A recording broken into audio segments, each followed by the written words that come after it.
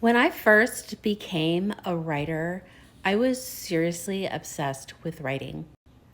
I mean, basically, that was all I thought about, all I talked about, all I wanted to do, all I did on weekends, evenings, every spare minute that I had, I was writing.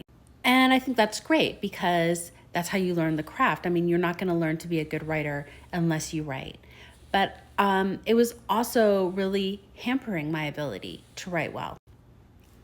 And what I mean by that is that as a writer, as an artist, you're really pulling all of that creativity from inside yourself. And that's different than a lot of other professions.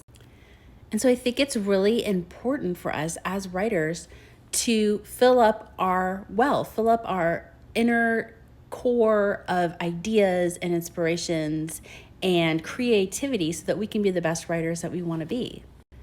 And I'm certainly not the first person who said this. And the person who actually said it to me was a mentor that I had before I became published.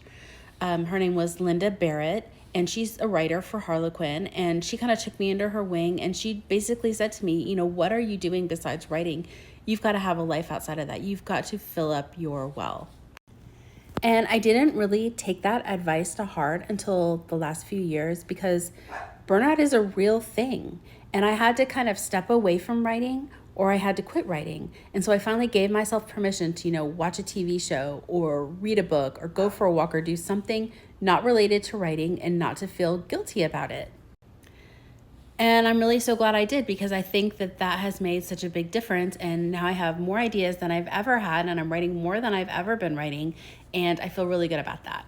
So I wonder if you have any tips for people who maybe need to refill their well. What's the best way that you found to do that?